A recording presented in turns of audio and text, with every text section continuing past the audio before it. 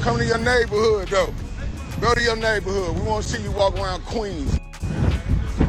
Go walk around Queens, man. Queens native Young Buck jumped on live and boldly challenged 50 Cent to walk through Queens with zero security, straight up, no backup, no safety net. This came right after 50 clowned him with a savage AI meme on Buck's own birthday, turning what should have been a celebration into pure humiliation. So what exactly did 50 post that sent Buck spiraling, and did this just spark an 18-year feud all over again? Because from the outside, this looks like a fight Buck cannot win. This whole mess blew up around March 14th and 15th, 2026, Buck's 45th birthday weekend. David Darnell Brown, the Nashville OG who once stood shoulder to shoulder with 50 as a core G-Unit soldier when they dominated hip-hop, was supposedly just chillin' and staying out the way. No drama, no beef, nothing messy on his end. He had planned what he proudly called a rodeo-style birthday bash at his spot. Full Nashville saloon energy, horses, cowboy fits, southern flavor, the whole vibe turned all the way up. And he flooded Instagram with clips. Buck riding a horse through his neighborhood, laughing with locals, greeting longtime friends, showing love to the same people who supported him from day one. No sneak disses, no cryptic posts, no tension at all. Cups. What's up, OG? Yes, sir.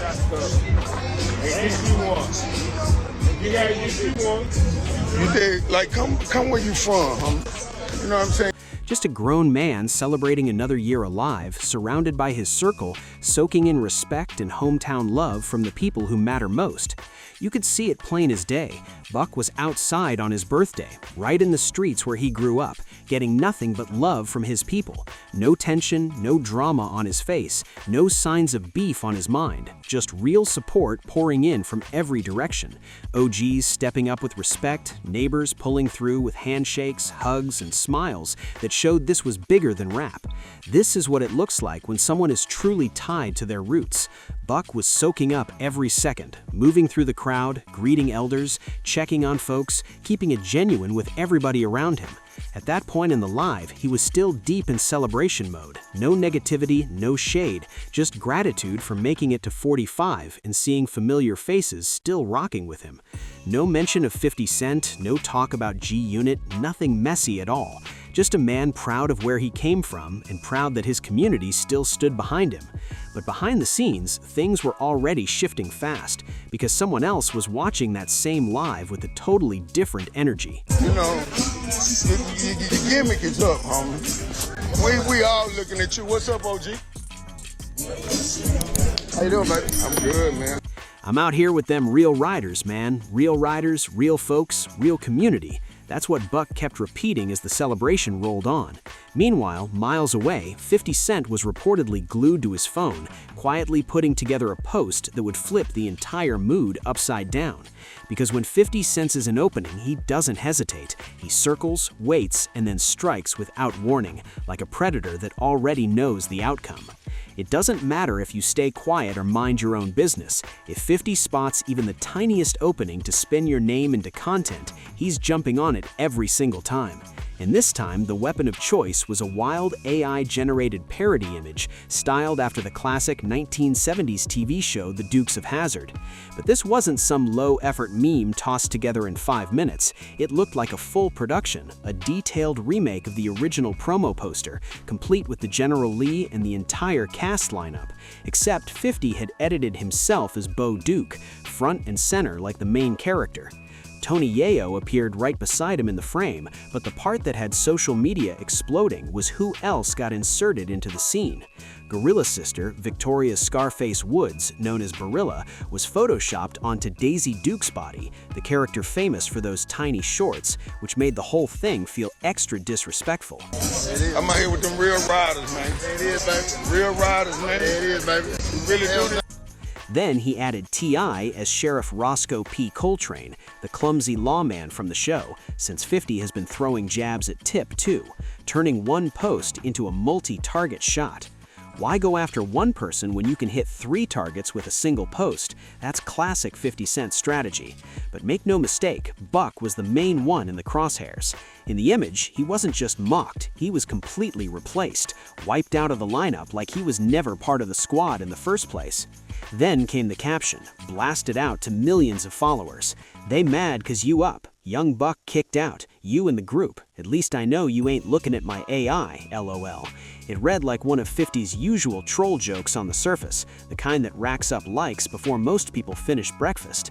Even academics reportedly had to stop and stare for a second, because if you know the backstory, you know this wasn't just humor, it was surgical. At least I know you ain't looking at my ass. Oh shit. So he puts up a Broilla post and he says, "They mad because you're up." Every word felt calculated, like it was designed to reopen old wounds that never fully healed. When 50 wrote "Young Buck kicked out," that line wasn't random talk at all. That line dragged everything back to 2008, when Buck's split from G-Unit played out in public with accusations flying everywhere, disputes over money, loyalty questions, and claims of reckless spending that turned former brothers into longtime enemies. So while casual viewers saw a meme, longtime fans saw something else entirely, a reminder that this feud never really died, it just stayed quiet, waiting for the right moment to explode again. And at least I know you ain't looking at my AI, LOL. That line wasn't random at all. It was 50 pulling out the same card he's been using for years. It points back to that long circulating rumor from the 2010s involving Buck and a transgender woman, something 50 has repeatedly used as ammo every time this feud heats up. Leave that, man. This ain't no game. And I just be sitting back and watching, man. This wasn't some off-the-cuff Instagram laugh, not even close. It felt calculated, sharp, and aimed to hit Buck where it hurts most, his reputation, his legacy, and his personal life all at once. That's the 50 Cent playbook, and he's been running that exact strategy with cold precision for nearly 2 decades. And sure enough, Buck saw the post, and he didn't stay quiet. His response came fast and heavy. But hold that thought for a second, because before he even fired back, the internet had already exploded at lightning speed. Major blog pages like Academics, Baller Alert, and other industry outlets blasted the image out to millions within hours. Reaction channels on YouTube were uploading before the sun even went down, pumping out videos with titles like 50 Cent trolls Young Buck on his birthday, and Young Buck crashes out on 50, turning one post into a full-blown online firestorm almost instantly. Twitter completely lost it. Memes everywhere, broke boy jokes flying non-stop, and debates popping off about that street challenge Buck mentioned. Comment sections on every platform turned into straight chaos, with one side backing Buck and the other cracking up with 50. Even Barilla jumped into the mix looking totally unbothered, almost excited to be part of the viral moment. From the second it dropped, this situation had momentum and it wasn't slowing down for anyone. With one perfectly timed Instagram post, 50 Cent managed to hijack a man's 45th birthday, a day that should have been all about Buck and his people, and flip it into round 1 of yet another chapter in one of hip-hop's most lopsided, never-ending feuds. Trying to manipulate these fans' minds and shit until the bullshit come to an end and that shit catch up with you. But Buck, and listen closely here, wasn't about to just sit there and take it. Not on his birthday, not in front of his city, not with cameras rolling. What happened next is the exact moment this situation went from messy to explosive. Because the clapback came straight out of Cashville. And here's what a lot of folks in comment sections keep misunderstanding about Young Buck. They think he'll just fade into the background, but when pushed far enough, he steps forward loud and direct, ready to answer disrespect head-on without sugarcoating a single word. This is not some soft guy who's gonna scroll past blatant disrespect on his birthday and pretend it didn't happen. Not Buck, not the one from Cashville. Give the man this much credit, he did not crumble, he did not hide, and he definitely didn't act like everything was sweet. He didn't post some vague motivational quote about rising above negativity. What he did was way more raw, way more personal, and straight from the environment that shaped him in the first place. It was the kind of response that felt grounded in real community energy, not PR strategy. Now you got kids all over you. You can't even do nothing with the man's children. So you want to just start trolling different folks and this and that. Buck grabbed his phone, opened Instagram, hit go live, and took it straight to the streets. Not a studio backdrop, not some luxury condo, the actual neighborhood where people know him by name. He walked block to block, greeting longtime residents, calling out OGs personally, stopping by Ed's fish spot like it was just a regular day outside. No security team hovering nearby, no managers whispering in his ear, no flashy entourage forming a shield around him, just Buck standing there with the same people who've supported him from the beginning, looking completely at home in his surroundings. And from that exact spot, surrounded by familiar faces and real-life witnesses, he started speaking his mind with zero filter, letting every word fly directly to the internet without hesitation or cleanup. Man, come on, man, the gig is up, man. Goddamn, how much trolling and shit you gonna do before you do something? Buck made it crystal clear from the jump. He hadn't been ignoring any of this. He'd been watching 50's entire trolling run play out in real time, tracking every post, every meme, every personal jab, every moment somebody's name got dragged for clicks. He kept quiet for a long time, biting his tongue while the internet laughed. But the birthday stunt was the final straw that pushed him over the edge. Right there on live, Buck was voicing something a lot of people in the culture had already been whispering about. The idea that 50's whole online presence now revolves around controlling the narrative, shaping public opinion through jokes, viral clips, and shock posts instead of music. To Buck, it was all smoke and mirrors, memes instead of records, trolling instead of building, digital chaos instead of real substance. And he basically said the curtain is starting to fall. People are catching on, seeing through the performance, realizing it's all calculated entertainment designed to dominate timelines, not playlists. The resentment started from 50 not having me on the shows together, so you would see Banks and Yayo and 50 together. He also took a direct shot at 50's ongoing issues with T.I., especially after public tension involving family members spilled onto social media. Buck's message was blunt. You've got real-life situations demanding attention, serious matters at home, yet you're online making AI jokes about me on my birthday? The underlying question hit hard. Where are your priorities, man? Handle your own business first before stepping into mine. It came off less like a rant and more like a warning, delivered from the middle of his neighborhood with zero sugarcoating and nothing held back.